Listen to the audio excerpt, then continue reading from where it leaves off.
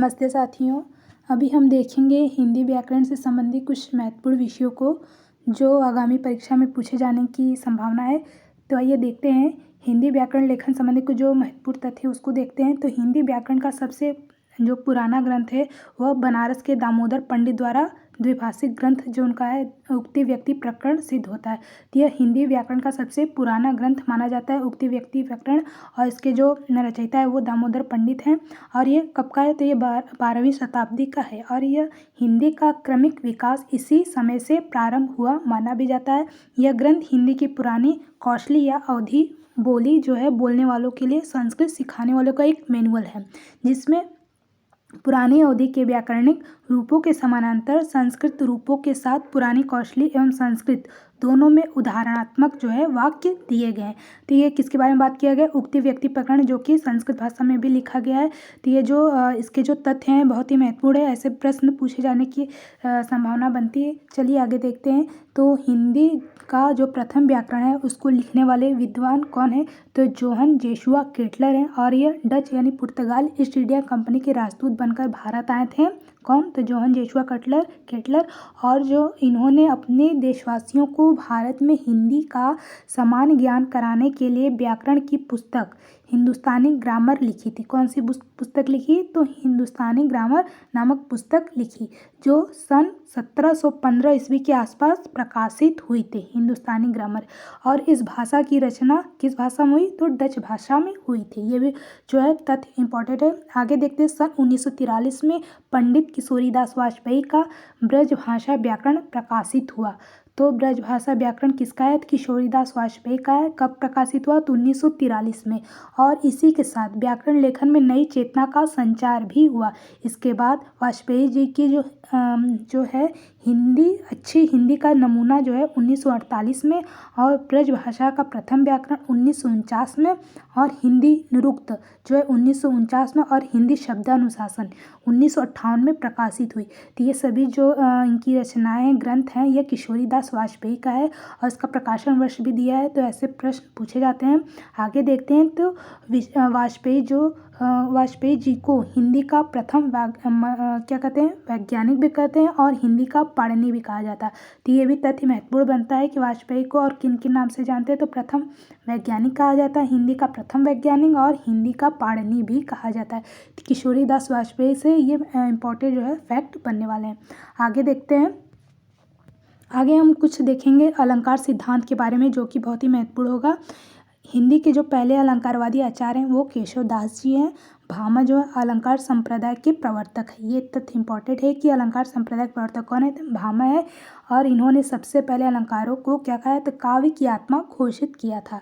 आचार्य भामा का जो समय वह 6ठी शताब्दी से माना जाता है। आचार्य भामा ने अलंकारों का आधार क्या बताया? तो वक्रोक्ति को माना है। आचार्य दंडी ने अलंकारों का आधार अतिशयोक्ति को माना है। दंडी ने प्रबंध काव्य को भाविक अलंकार का नाम दिया था। सभी अर्थालंकारों का आधार क्या माना जाता है? तो उपमा को माना जाता है। आगे देखेंगे। तो अलंकारों को शब्दालंकार व अर्थालंकार में सबसे पहले किसने विभक्त किया? तो दंडी ने। आगे देखते हैं। अलंकारों का सामान्य व विशिष्ट श्रेणियों में किसने बांटा? केशव दास ने बांटा। अलंकारों की वैज्ञानिक विवेचना करने वाले जो पहले कौन है? आचार्य तो रुद्रट है। तो ये जो अलंकार सिद्धांत से इतने जो है महत्वपूर्ण जो तथ्य बनने वाले हैं। आगे देखते हैं। आगे हम देखेंगे हिंदी व्याकरण से कुछ महत्वपूर्ण वाक्यांश को देखेंगे, जो कि ऐसे वाक्यांश पूछे जाते हैं। तो देखेंगे तट का जो भाग जल के भीतर हो तो उसको एक वाक्यांश में क्या कहा जाएगा? तो अंतरीप कहा जाता है। तट का जो भाग जल के भीतर हो उसको अंतरीप कहते हैं। जिसकी निंदा न किए उसको अर्घहित कहते हैं। समाचार पत्र का मुख्य लेख उसको क्या कहेंगे? अग्रलेख या फिर संपादकीय कहेंगे। आगे देखते हैं। जो स्थान या स्थिति से अलग न किया जा सके उससे क्या कहेंगे? अच्युत कहेंगे। प्रसूता संतान को जन्म देने वाले को दिया जाने वाला भोजन आचवानी। जो ऊंचा न हो उसे अंतुम कहेंगे। नाटक में बड़ी बहन अत्तिका कहलाती। ज्ञात या कल्पित तथ्यों के आधार पर किया गया निर्णय तो क्या कहलाएगा? अध्याहरण। किसी मत या प्रस्ताव का समर्थन करने के क्रिया को क्या कहते हैं? तो अनुमोदन कहते हैं। प्रेम उत्पन्न करने वाला क्या कहलाएगा? अनुरंजक।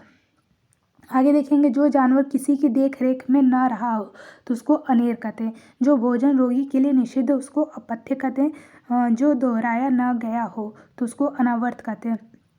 जो ढका हुआ ना हो उसको अनावृत या फिर अपरिच्छिन्न भी कहते हैं।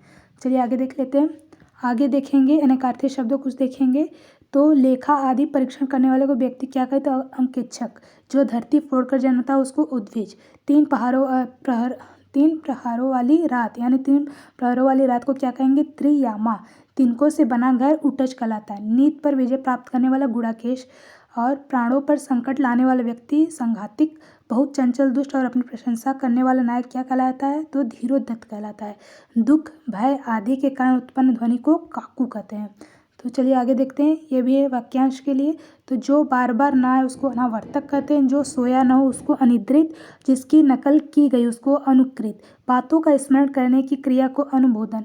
और क्या कहते हैं? अनुसंधान की इच्छा रखने वाले को क्या कहते हैं? अनुसंधित्सु। खोज करने योग्य को अनुसंधेय। और जो साफ न किया गया हो उसको अपरिमार्जित। आगे देखते हैं, जो वस्त्र पहनाए न गया हो तो उसको अप्रहत कहते हैं। आगे देख लेते हैं। आगे हम देखेंगे हिंदी व्याकरण के जो ये तथ्य हैं। ड ढ ये क्या है? उत्क्षिप्त व्यंजन है। और इन्हीं उत्क्षिप्त व्यंजन को और किस नाम से भी जाना जाता है? तो द्विगुण व्यंजन भी कहते हैं। उत्क्षिप्त व्यंजन भी ताड़नजात, विकसित, आगत व्यंजनों के नाम से भी जाना जाता है। किसको जाना जाता है? तो जो ड और ढ नामक उत्क्षिप्त व्यंजन होते हैं। आगे देख रहे हैं, ट वर्ग की जो भाषा है वो किसकी देन है? तो द्रविड़ भाषा की देन है। ट वर्ग किसकी देन है? तो द्रविड़ भाषा की। आगे देखते हैं, सर्वप्रथम नुक्ता चिन्ह लगाने का प्रारंभ किसे माना जाता है? तो राजा शिव प्रसाद सितारे हिंद को माना जाता है। सर्वप्रथम नुक्ता चिन्ह लगाने का कार्य जो है राजा शिव प्रसाद सितारे हिंद। तो चलिए अभी के लिए इतना ही, और भी कुछ महत्वपूर्ण तथ्यों को हम देखेंगे नेक्स्ट वीडियो में। जय हिंद।